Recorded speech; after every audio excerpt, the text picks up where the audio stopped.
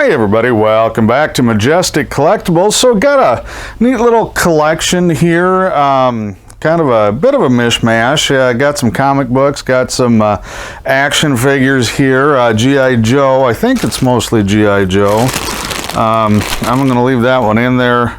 You can tell they got some basket cases. These do have, and that's a good example if you can see it, a lot of wear on these. So not as clean as that one I had a few months ago. Definitely these have, that was nasty. That had to hurt. But still they're the real deal. I think they're later 80s, 87 there. And definitely not complete. Don't have the accessories and things like that. Weapons and stuff with them, but you know what? I always pick them up. There's always a fan for this stuff. Oh, the parrot's in there though, so that's really good because that's Shipwreck is usually missing that parrot. Looks like there's a lot of loose joints. Here's another basket case. That's of course very fixable and all, but still have to take the time to do it.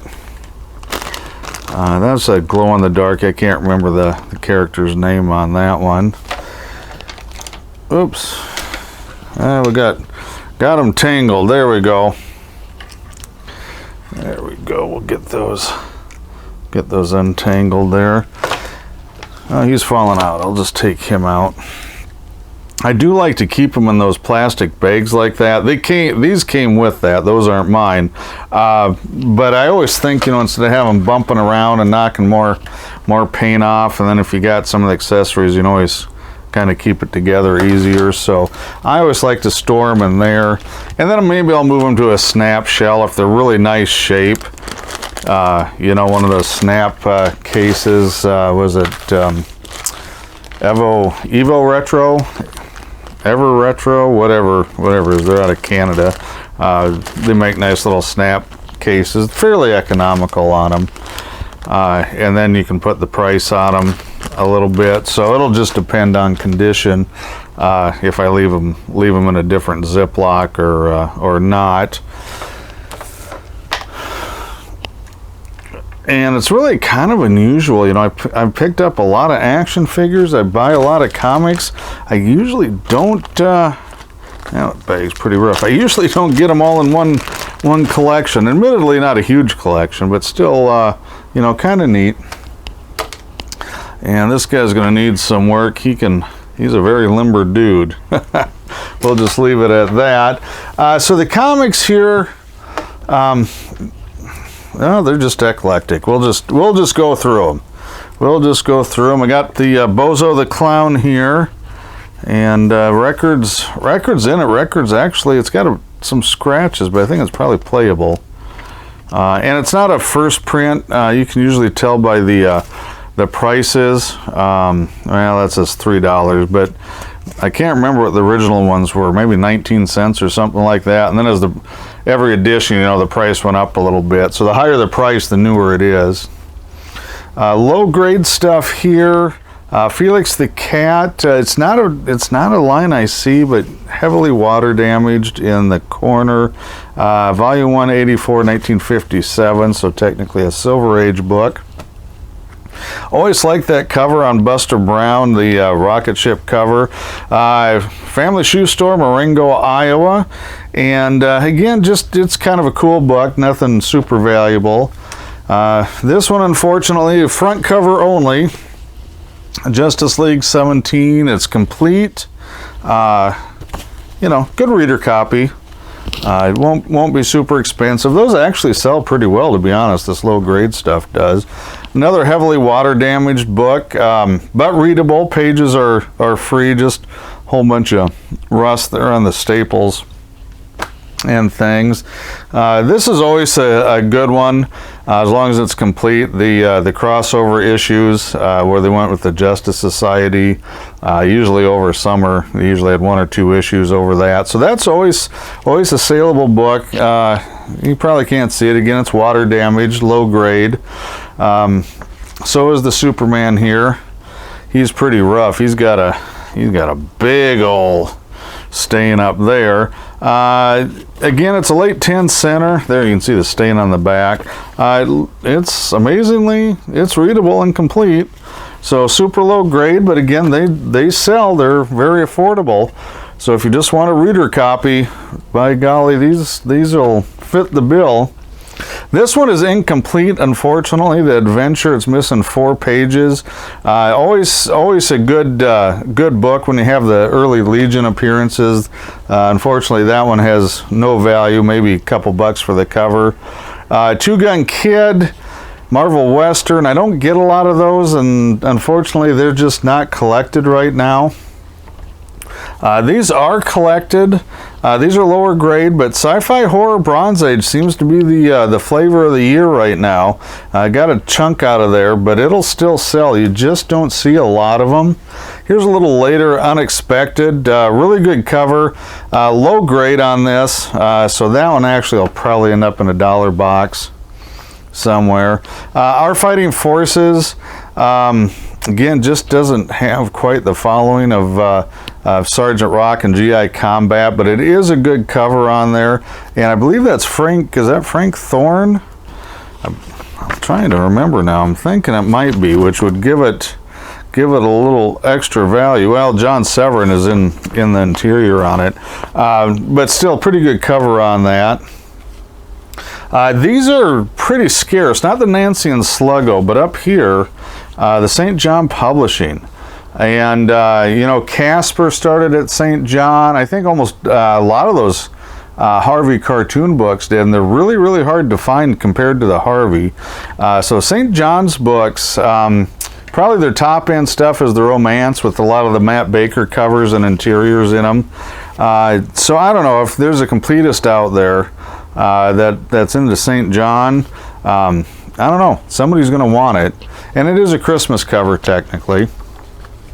And Spider-Man 138, again, low grade. So, oh, that is missing. I thought it was folded under. But complete and readable. It's not going to be a very valuable book, but it'll sell because it's Bronze Age Spidey.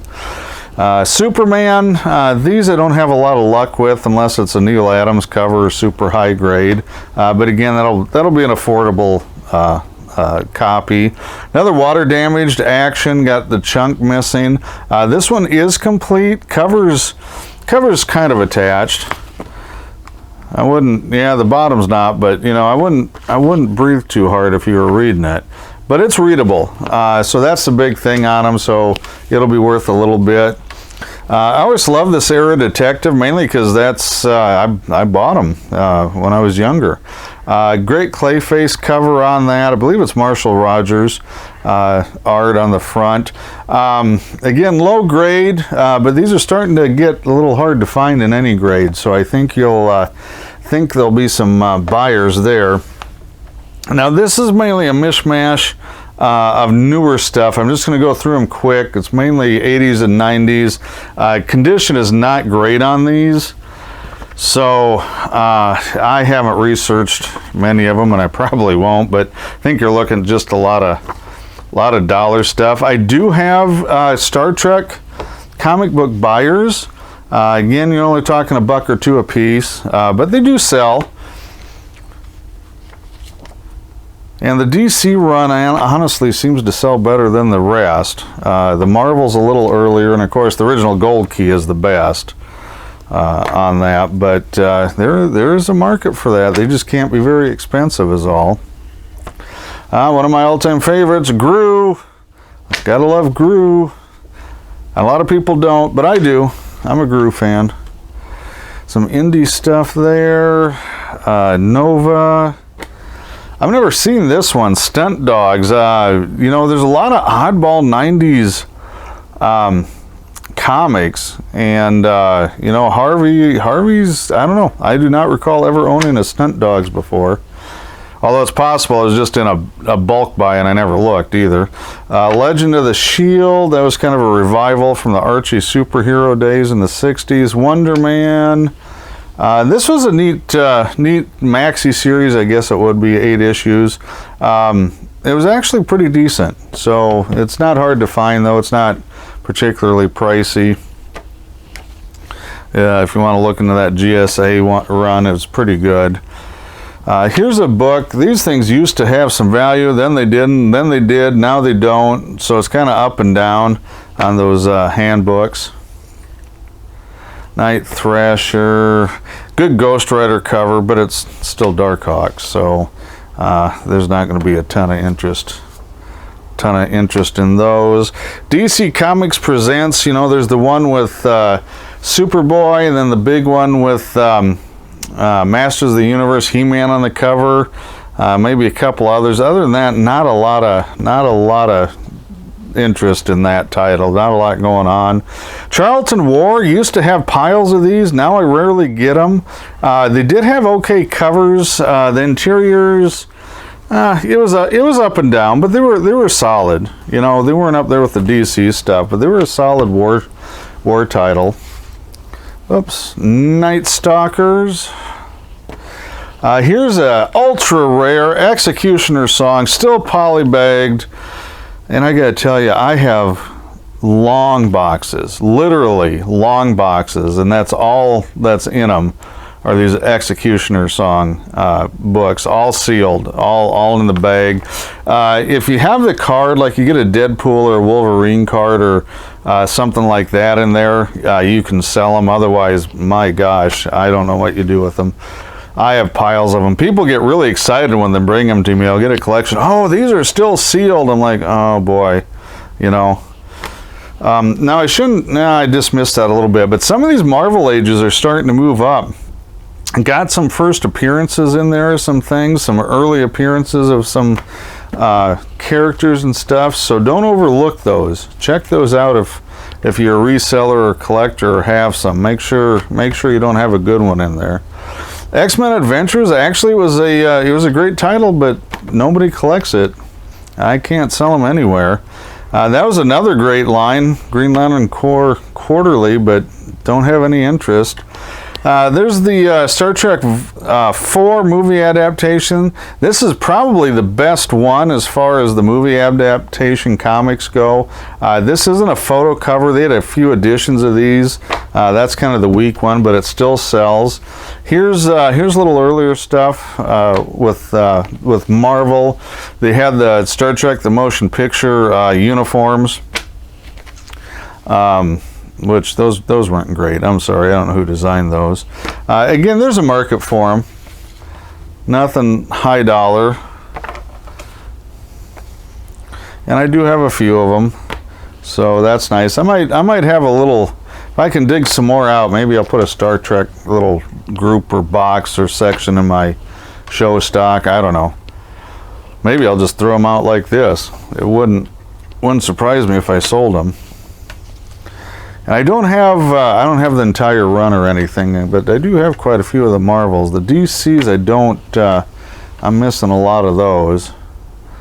And I think this is the second DC series, I believe so, which is a good series actually. I've read these all and owned them all. And I think that's one of my favorite, was that second DC series. Adventures of Superman, again, Reign of the Superman, you saw that from the Greenfield collection. If something comes in from the 90s, they're almost always in there in some way, shape, or form. Hard to get away from the Reign of the Superman, Funeral for a Friend, the death of, and all that.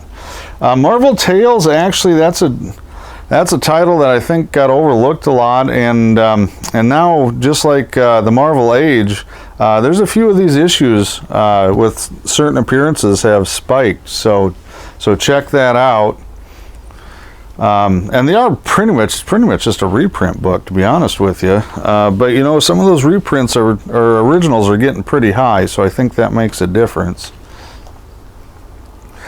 And you know, that run in 300 after McFarlane was out of it, kind of slow outside of a handful of issues. There's a lot of those too. That was kind of their pre-bankruptcy, so that's kind of a cool what-if story. It's low grade, unfortunately. Green Lantern, again, it was one of my favorite titles, and I don't sell much of it. I just don't have a lot of interest in it. They have some great covers on the Midnight Suns Unlimited. Again, not a lot of value. Don't really have anybody chasing them. There's a Ghost Rider with Doctor Strange. Nicer copies, and that's an okay copy there. Those sell. Order of Battle, it's G.I. Joe, but not one of the most sought after ones. Lethal Protector Venom, great covers on them. This one's a little rough, so not a whole lot of collector value there. That's another interesting story. You know, that What If, again, that's another title that's been super hot, super cold. It's just kind of all over the board, kind of changes with the wind. DC Atlas, not a great series. First issue special was the actual series. There was a tryout series. Warlord is probably the most famous and most successful one that came out of that series. It didn't run very long. Marvel Comics presents Wolverine in it for, oh my gosh, I couldn't even tell you. That's a Sam Keith cover, flip book era, so Ghost Rider is Strange on the back. Also a Keith cover. Did the Max. And some of those, again, some of those are worth a little bit, so I would check them out. Here's a lower number regular series Wolverine, really rough. Sorry, bad pun with Rough House on the cover. Pretty low grade copy though. There's an X-Men reboot there in the 90s.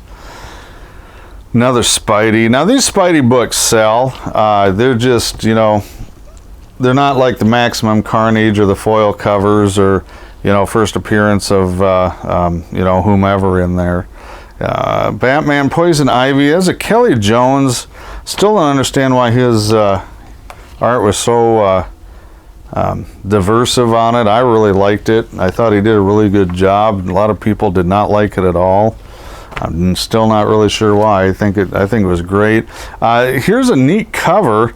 Problem is that's it. So it's John Byrne. It's a John Byrne cover. Problem is I think it's missing half its pages are gone. There's only like 10 pages in that book. Bit of a shame with the Byrne cover on there. Superman 50, again, just probably a $1 box thing. Here's a book, oh my gosh. When Kang was hot with Ant-Man and all the rumors, the sealed ones, they came with a trading card. They were actually trading 15, 20 bucks a piece for a sealed copy of these. And now, I don't know, you know, after all the, you know, when they kind of now have ditched Kang and all the controversy with the actor involved and everything, these things just went ice cold. Not hard to find. It's actually a pretty good story if you're a fan of FF and the King character. But that's a book that has probably lost, I want to say 90% of its value. I mean, it just, you know, the sealed ones went from 15 and down to maybe 4 or 5, and I don't even know. I suppose the loose ones are $1 box. So here's the best ones in the collection. I put these in Mylars. They're still not high grade. This is Challenges of the Unknown number 9. You know, it's kind of an esoteric book, but there are fans of it. It's probably as good as all. Here's one. Now, I love this cover. One of my all-time favorite covers. It was a really good run of books. Well, this is a standalone, the Ghost Stories, but there was one called, I think it was just Ghosts with an S on the end. That was pretty good. And I've been looking for a nice cover. Mine's really beat up, and this one's not perfect. Definitely going in my collection, though, till I find a higher grade, but I love the cover on that. Some Sea Devils. I think Russ Heath did most of these. Water damaged, Rusty Staples, detached cover. You can see the stain here. So it's I'm not even going to take this out because it's kind of flaky. Teen Titans, Nick Carty art on the front. They're slow sellers, but I think fans are finally starting to discover this era of Teen Titans. They were pretty well done. Captain America and Falcon with a Spidey crossover. So crossover books are usually fun, lower grade, so not super valuable, but I think I can find a home for it. I think somebody's going to want that one. I'm not a Captain America collector, so that one will be up for sale soon. Here's a neat book, pretty much classic, iconic cover. You know, I guess it's just grown. People really love it. This is a low-grade book, probably VG at best. No water damage, just lots of wear. It was probably unprotected for a while, but haven't had one of those in for some time, so that was nice to see. Jimmy Olsen, 105. Kind of one of those goofy space sci-fi covers, and that's Jimmy and all his characters over the years that he was. You know, Elastic Lad, no, was it Porcupine Boy? I can't remember. Anyway, he had, you know, so I don't know. They're fun covers, not a lot of demand on them. Shadow, that's a Kaluta cover, really good cover. This is a good, solid mid-grade book. They're not super hard to find unless you want VF or better. You can usually find them in the larger cities and things pretty easy. Not a lot of demand, but I think people are overlooking it. That's another book that just reading, art, everything worked really well. It was a good little run. Superman 10 cent, 133. Fairly famous paratrooper cover. Does have a sub-crease. Does have a chip out of it. Covers attached, you know, just probably a solid good on there, crease in the bottom. But I don't get many of these in, so that was a nice pickup. Sea Devils again, one of the more popular covers. Water damage on this one, not quite as bad as the others. I don't know if that's Russ Heath or not on that one. That one I can't remember. It's number 2. I'm thinking it probably is. Sea Devils number 4, and is that, yeah, that's a Russ Heath cover. Is this the one? So I've got, oh shoot, I hope I brought it along. I think it was this one. And this is why when you get a collection in, you should always kind of look through things. Yeah, there it is. So somebody back in the day in 1985, Russ Heath, the artist that did the cover, very famous war artist, right up there with Joe Kubert, and in fact most people probably think he's a little bit better, signed that on the inside. Now this is on the era where if you wrote on the cover it would devalue it, which this book is not in great shape, so I don't think it had hurt it even back then. But that is signed by the artist himself, Russ Heath, for Russ. So somebody named Russ, which I'm assuming is why you got the autograph, got Russ Heath. I got to be careful, the spine's a little soft there. So that was just a nice little Easter egg surprise. Honestly, it's not going to probably add a ton of value to the book. I don't have a certificate or anything like that, but I do believe it to be authentic. So that was neat. That was fun. Unknown Worlds. I actually have a couple of these, but this one's a little nicer. Still maybe only a fine or so, but it's a good, clean book. Jack Kirby, Challenges of the Unknown. It's a super DC giant. You can see S25 up there. I don't have a lot of call for that one. I do sell quite a bit of Superboy, the Legion of Superheroes stuff. Again, pretty cheap, you know, nothing, you know, what, $3, $4, maybe $5 if it's got a, you know, killer cover or something. Mike Grell did the art on a lot of these. Still very popular. Still is on the show circuit. Does commissions. So not big dollar, but I can sell it.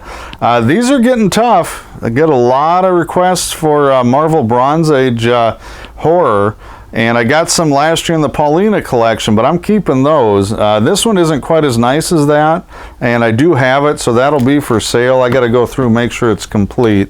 You start finding incomplete issues in a collection, you get a little nervous, so I always double check it. Gray Hulk, again, not great condition. VG, I think, is probably about it, but still a good reader copy. There we go. Got some 4-color Dell, 4-color 985, Shaggy Dog. They do sell when they're clean, and that's a clean cover. This, the Golden Age Funny Animal doesn't really have a lot of loving, but it's got an LB Cole cover, so it's going to be worth a little bit even in lower grade. There's always a demand for Golden Age of any type of Golden Age comic. It's just a matter of what people are willing to pay, and Funny Animals at the kind of the bottom of the list. Walt Disney Comics and Stories, 152. Somebody named Shirley. And I didn't even look. Oh, yeah, that's who's on it. So Shirley has it on the subscription label and on the book, just for double security, I guess. These don't bring a lot. A lot of $5 books, even some of those mid-grade clean ones. Scrooge is different. If it's got Uncle Scrooge, those usually bring decent money. But the run-of-the-mill WDCS stuff, doesn't bring a ton normally. Tales of Suspense 6, I have to check. I cannot remember if I have it. Stone Man prototype. I believe it was the Stone Man. And I'm going to pop this open. Now the cover is really actually pretty clean and nice on the front, but you flip it over and it's got some, I got to be careful. It's got a tear. It's got some issues. I didn't even know that. I probably did that when I put that in the sleeve. So, it's, gosh, without that tear, I think it'd be a pretty good book, 5 or 6. I think you're looking 4, 4.5. Although, who knows? You send it to CGC, it might come back at 2. You might get a, 7.5. I don't know. I shouldn't say that, but consistency does seem to be lacking at times. I'd be careful not to catch that tear. See, that's what I did last time. You see it, I folded up. So that's what I was trying. There we go. Trying not to repeat that error. So I don't know yet on that one. If I have another copy, one of them will be for sale if it's a dupe, the lesser of the grade. But if I have one, I'm betting it's not that clean on the front. This is another cover I've always liked. Unfortunately, it's got a tear and a scratch. So somewhere in there, I think right there it ends. The tear ends, and it's just a scratch. But if you ever see a high grade one of those, just a wonderful painted cover on that. Here's another one. I don't see a lot of these. I just see scattered issues, and this one's probably a fair at best. It was read to death, which is what I'm going to do. Great, I don't know, I assume witch or skeleton cover back there and standing in the doorway, but it's a neat book. I know I don't have it. So here you go. Here's the Maximum Carnage I was talking about. This one's a pretty clean book. I wouldn't put it up in near mint. It does look like a newsstand edition, which helps. Great McFarlane cover on it, I think, isn't it? Oh, no, that's Bagley. Just looked good. Threw me off there. So that's a Mark Bagley cover. That was my bad. Sorry. But anyway, those always sell. Everybody's always trying to put a run of those together. Here's a really cool painted cover, Web of Spider-Man, Spirits of Vengeance line. I don't sell a lot of Web of Spider-Man, but I do sell these covers. And there's a scattered amount of painted covers throughout that run, and they usually do sell. They get picked out, and then I get left with everything else. Here's a McFarlane cover. 322 on there. Anything... the Spider-Man, the offshoot just said Spider-Man series that was started in the 90s. The first, 2 years were covers by Todd, and he had a fairly long run on Amazing Spider-Man 2, and they all sell in any grade. They may not be high dollar, but that's just kind of like a Neil Adams and stuff. They get picked up. Here's a nice clean Roadrunner, Coyote Roadrunner. Not a rare book, other than high grade. And I tell you, this one's not probably quite VF, but it's easily a 6, and just a really super clean cover. And that will sell, not for a ton, but probably around $10, I'm thinking. Underdog, that was part of the Harvey Classics. They revived a bunch of that stuff there in the 90s. Summer specials, I tell you what, Underdog sells. There weren't a lot of them back in the day or back in the 90s or anywhere. And the giant size anything from the Harvey books do seem to do well. And again, I'm wondering if that's a newsstand copy. I don't see direct edition. I do see a lot more newsstand copies on the cartoon books, to be honest with you. I don't think they're quite as scarce there at all as they are for the superhero books. And last, I've got Star Trek Next Gen. Wonderful painted cover. It is well, it's Deep Space Nine, Star Trek Next Generation, Malibu, DC. So it's a what do you want to call it, crossover. And DS9 doesn't have near as much stuff out there as the other shows. And honestly, there's usually a home for almost any DS9 product I can find. Again, not big bucks, but this is a great cover. It's got Cisco and Picard on it. Pretty high grade. I would say a solid VF. Again, looks like it's a newsstand edition. And yeah, so, you know, just a neat little collection and group of stuff. And I just want to end, I should have led with this. If you guys get a chance, Larry Hama's coming to the G.I. Joe show in November here in Des Moines. And he'll be here, I don't know about Friday night, but Saturday, I think he's going to be there all day, and it's a free show. There's no admission. Now, I'm not saying Larry's stuff is free. I'm sure he's got to charge for autographs, but by golly, if you're in central Iowa or even close and you want to see Larry Hama, he does not do a lot of shows, let alone small shows. So get here, because probably the last time he's going to be around in Iowa. That's it for now. Check out our other videos, guys, and thanks for watching.